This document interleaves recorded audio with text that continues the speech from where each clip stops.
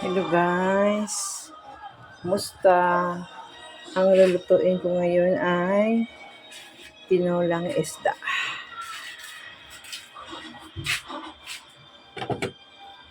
Nagpakulo ako ng tubig. Ilagay ko itong tanglad. Bisayang luto kasi ito eh. Tapos luya para manghang ang konti. Damihan niya ng luya. Tapos sibuyas, kamatis, saka itong sili. Itong kalamansi, nagwag kayo bakit may kalamansi. Gagamitin ko ito mamaya pag kumain na kami kasi masarap ang sabaw, lalo pa pag isda na may kalamansi. Tapos itong sa naman sibuyas puti, maya-maya ihalo ko ito para manamis-tamis ko ito yung sabaw. Ito yung isda guys. Oh. Pag lumaki na ito, tuna. Yellow pit po ito. Press ko pa. Tapos haluan mo ng alugbati, ng sibuyas, saka malunggay.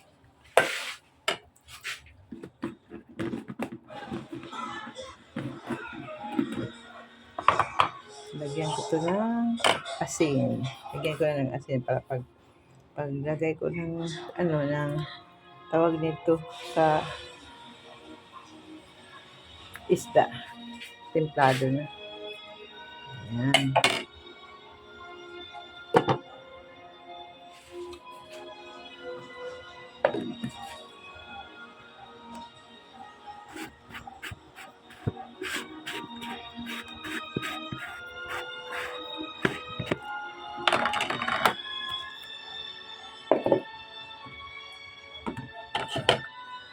Lagyan ko rin ng paminta. Sarap.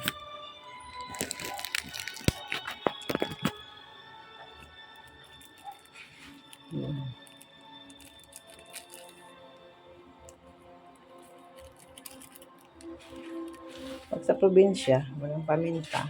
Tanglad lang, sapat na.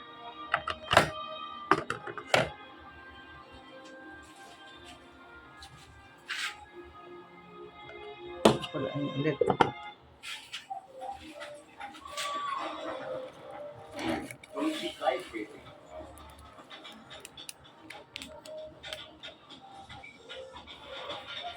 Nature moment.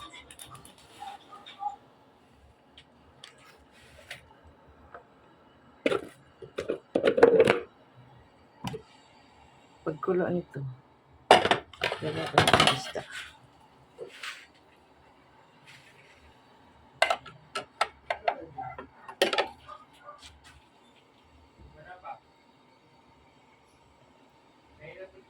Ayan, kulo na.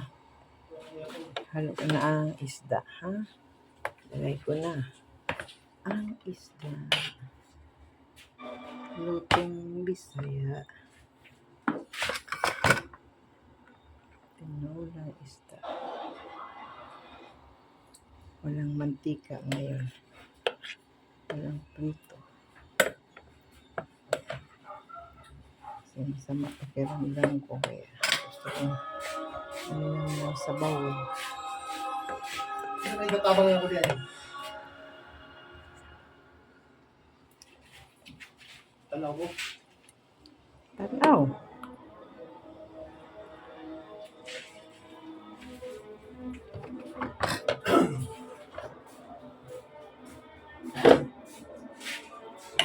Yung asawa ko kung ano na ikatuloy. Ihalo ko na itong sibuyas puti ha. Para tamang-tama. Ilabas yung tamis niya.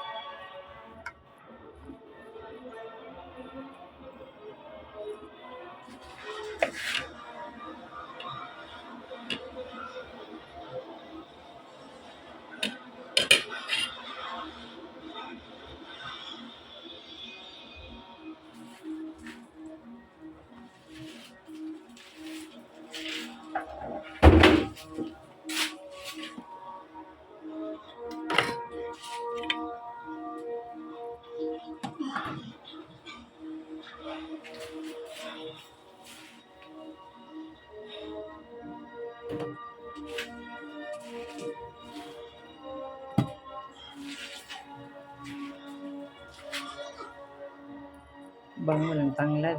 Luy. Wow. Ang kulo pa yan.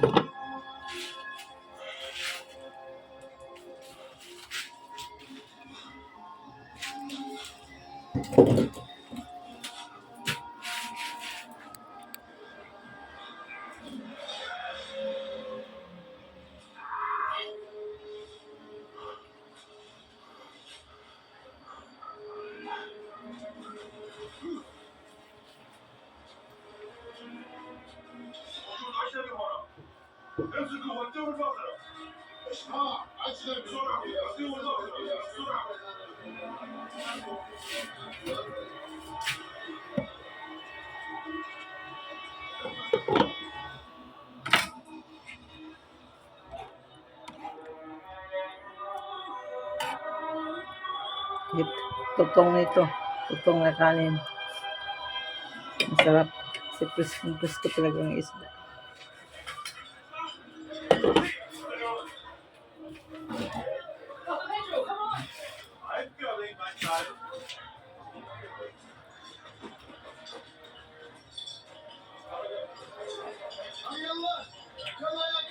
Hindi lahat ng oras. Puro prito. Minsan, tingnan, wala yung talagang mantikang nagamit yan.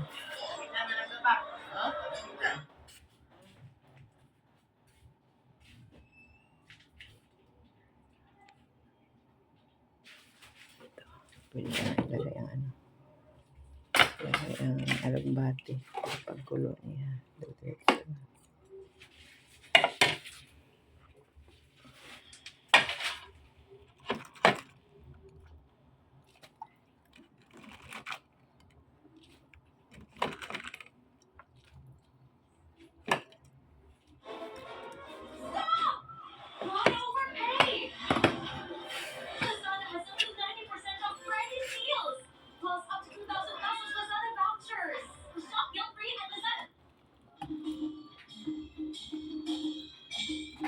Tapos ito mamaya, ang malunggay na naman ang ilagay ko. Ano itong lagnat ko sa katawan.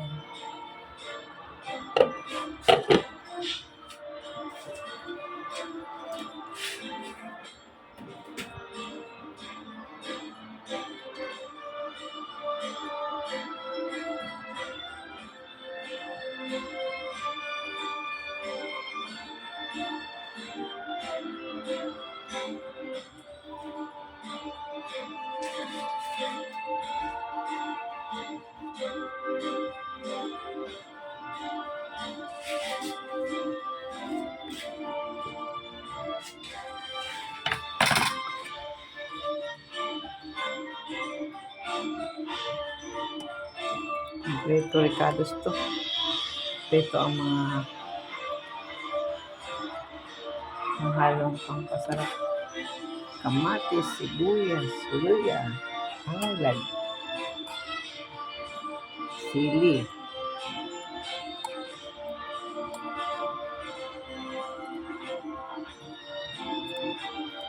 Pwede ko na ilagay ang malunggay.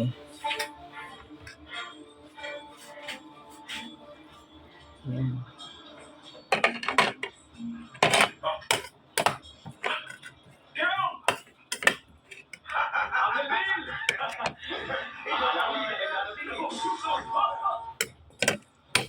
Teka, magmura pa mag-English.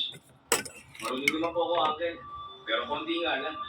Okay, hindi ko bigyan. Okay po. Alam mo, Kyo, kapag palagi dyan sasalita ng English, kahit pa paano masasanay ka rin. Lalo na ngayong nandito ka na sa USA. Wow! Siya nga pala, Yan. thank you sa Dito na yung malunggay. Siyempre, Uncle So, po yun. dalawang kulo nito. Luto na lahat. Ang isda luto na rin. Luto na siya. Nandito pa yung grocery niyo. Sa Ayan, luto ng isda. magkaroon ng grocery dito. Ako yung grocery ko nasa proms.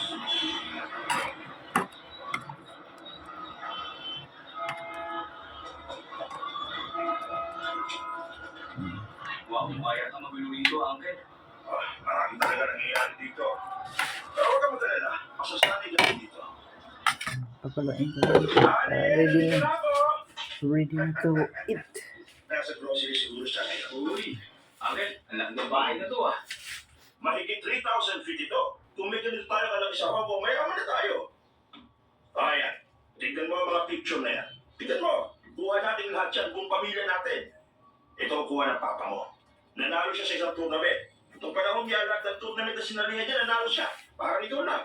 Hindi kami yung paghiwalay noon. Kaya lang nagdesisyon ako pumunta dito. 30 years na ako dito. Kaya miss na miss ko na ang pamilya natin. Kasi ganito, maghahanda na ako at pupunta tayo sa grocery. Ipapakilala ko sa iyo ang future auntie mo, okay?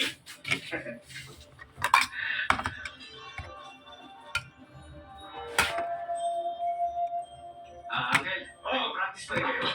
Gagawin na yan. Bigyan sa akin yan ang papa mo. Kung di galing sa kanya yan, magkano ko na pinanggatong yan. Gumagamit ka pa rin yan. Oo, kung minsan.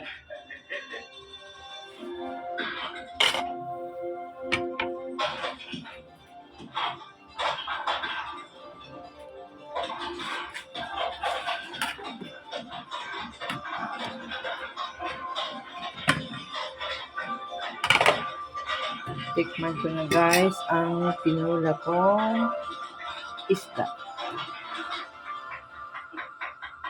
Hi, Danny! Ay, ako din! Oo. Very good. Sige yung pamangkin ko, galing Hi, ako. Q! Ang galing ng moves mo, the best ka! Salamat. Ang champion niya si Kyung. Kapit-bahay ko, si Danny Chen. Teka, di ba dapat Papasok na po ako! Oh, ihatid natin siya ba? Sige. Okay, bye, Danny. Guys, Hi! Magkano ka mabuhay, ha? Danny, Tama lang timpla. Isang scoop at kalahating asin. Isang scoop at kalahati ng asin. At saka Thank you! nilagyan ko, sikreto ko talaga sa magluto. Kahit sabaw man o ano, nilagyan ko talaga yun ng kunti lang ng asukal. Para manalis lang yung kunti. Ayan, nahalagdag pa yung sibuyas na puti. Ayun. Tumpak. Paminta. May kliyente ko ngayon. Bahala ko na kasi yung libre ka. Eh bakit? Pinapiniturahan niyo ba? Aba, syempre. Para mas magandang tignan. Para may impress yung bayan. Teka, bakit hindi pa pinipinturahan yung loob? Pumasok ka namin. Kakausapin ako. Okay. Hindi pa nagsisimula pinturahan yung loob. Okay. Thank you guys for watching my video every day. Okay, sige.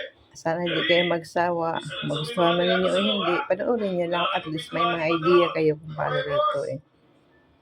Thank you so much. God bless.